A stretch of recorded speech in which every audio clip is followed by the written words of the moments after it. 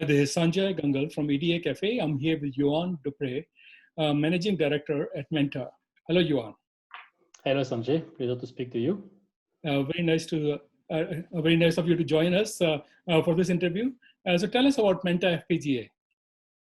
So Menta, we are a semiconductor IP company.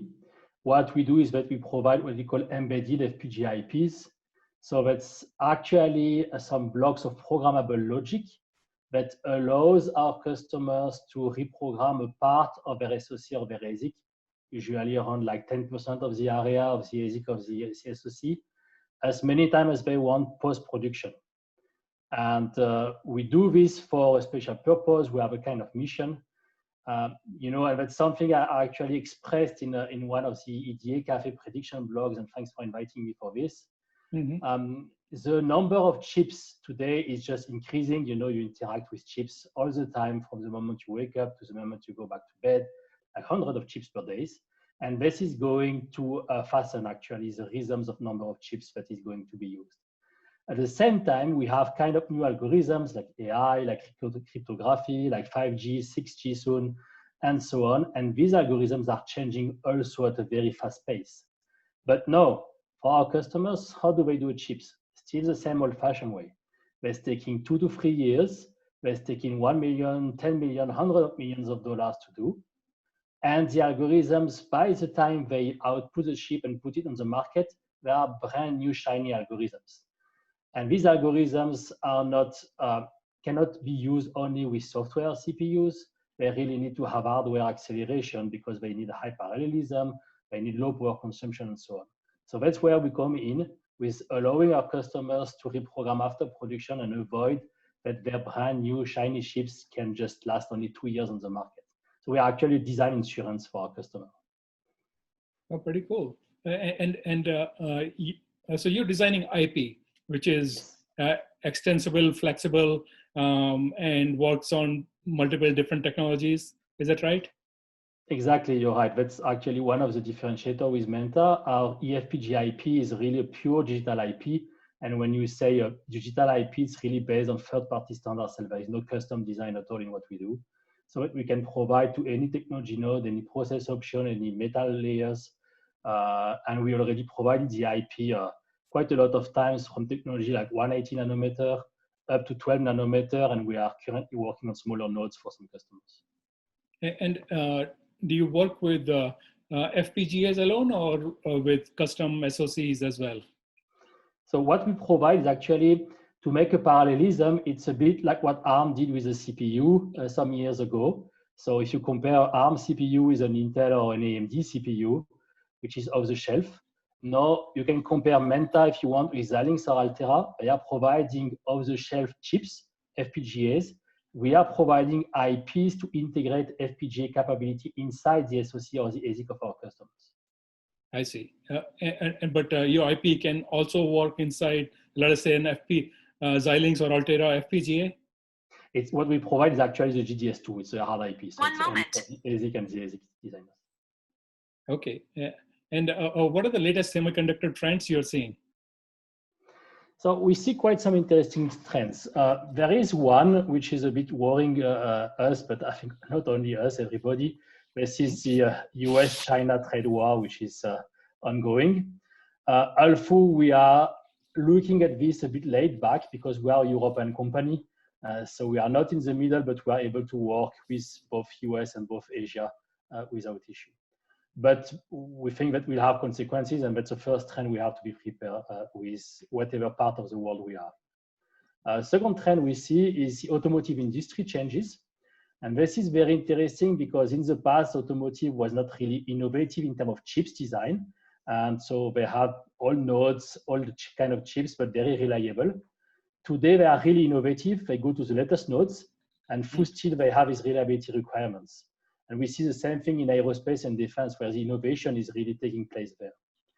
But the most important trend, as I said at the beginning, is really this increasing number of chips while the algorithms are changing so fast today, meaning that we have to change some paradigm in the way we design chips. And one solution is really to have embedded programmable logic inside. I see.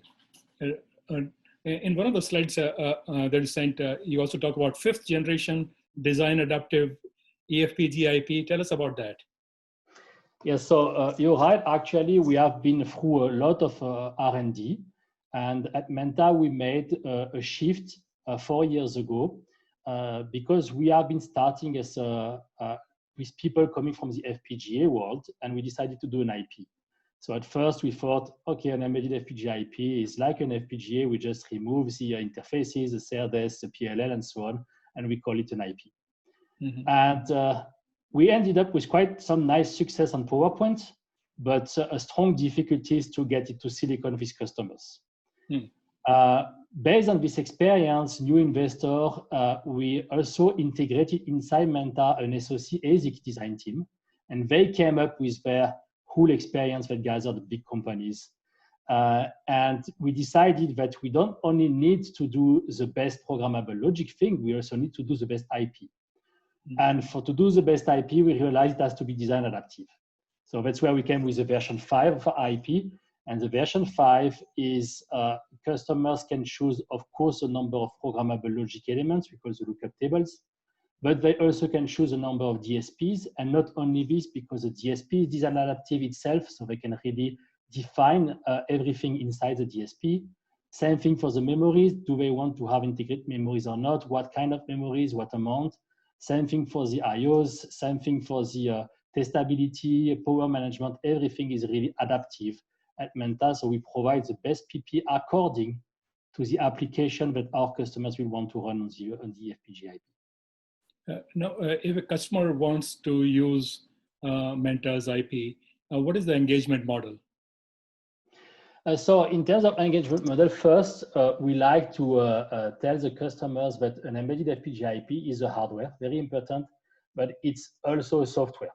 Without the software, you cannot program it. It's just like having some dead silicon on your chip. So we encourage the customers to use our software, to test the software. Once they are happy with this, we answer all their questions. They can define the eFPGA IP they want, exactly the IP they want in their technology and based on their future applications. And for this, we provide a specific software we call Origami Designer, which really helps our customers to, in a matter of days, to define the IP they need. Once they get the IP defined, we sign up the contract and we provide 1 month to 6 months for the biggest IP at the latest time. We provide the hard IP that they can use in their chip. And then it's a classic IP model, so it licenses and royalties. Okay, and what is Origami toolchain? So Origami toolchain is actually 2 software that we have today. The first one is, let's start with Origami Programmer. So Origami Programmer is, let's say, the classic FPGA tool. So it's going from RTL. Our customers can input Verilog, VHDL, System Verilog, IEEE, and up to the bitstream, simulation model, STA verification, and so on. This is all developed by Menta. And the second one, which is quite specific to Menta, is this Origami Designer software, where the customer really input inside as an entry of the software any number of RTL design, or what we call RTL applications they would like to run on the eFPGA IP. And then the software will find the best eFPGA, which is the best common denominator, which with all these applications, to propose an architecture that the customers can then try and test in Origami Programmer. Okay, and what makes your solutions unique and differentiated? So I think our main differentiator is really this adaptiveness. So the ability to go to any kind of foundry, any kind of process option. The fact that we don't require any specific process step, we don't require any specific standard cells, and we can adapt up to provide the eFPGA in a radiation hardened embedded FPGA just by using radiation hardened standard cells, for example, and other techniques that we have. So it's really the adaptiveness of the IP and the fact that we can deliver the IP in any technology node very, very fast. Okay, and what is the best way for people to find out more about Menta on the internet? So of course, they can find us on our website, which is menta-efpga.com. We also have a LinkedIn page, which is quite active, where we post all our news. We now have a YouTube channel, and we are also, of course, also present on websites like Design and Reuse or Chip Estimate. And when this COVID-19 crisis will be over, we hope, because we are really missing this, to be able to come back to trade shows at one point all over the world. That's true. That's true. So, is it okay if I ask you a couple of personal questions? Yes, of course. So, what is your personal passion outside work? I think I will not be very original. Or let's say I will give you two. So that's the first one will not be very original. The second, not actually not either. The first one is my family. As you can guess, we work quite a lot in a company like Menta, so don't have much time. So I like to spend the time I have with my family. The second is that I need to play at least 5 minutes of an instrument, musical instrument, anytime in the day.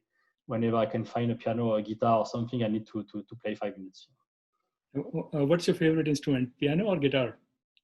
I started as a guitarist. I'm a very bad piano player, but I love piano the best. And I'm even worse on drums, but I also like drums. And what's your favorite song or music you play? These days, I'm quite into Hills, which is an Americana band from New York. Was the first band which was signed on the Steven Spielberg label at one time, but they went away from this mainstream music since a lot of time. Okay. And can you also tell us something about yourself that most people at Menta don't know about you? I'm not somebody very expensive usually, so there's a lot of things. I would say maybe people don't really know that I'm quite an advocate of transhumanism. So I'm quite pretty much looking forward at being able to extend myself at one point. That'll be awesome. Well, thank you so much, Johan, for taking time to record this interview with us. Have a great day and stay safe. Thank you very much, Sanjay. Have a good night. Thanks. This is Sanjay Gangal from EDA Cafe.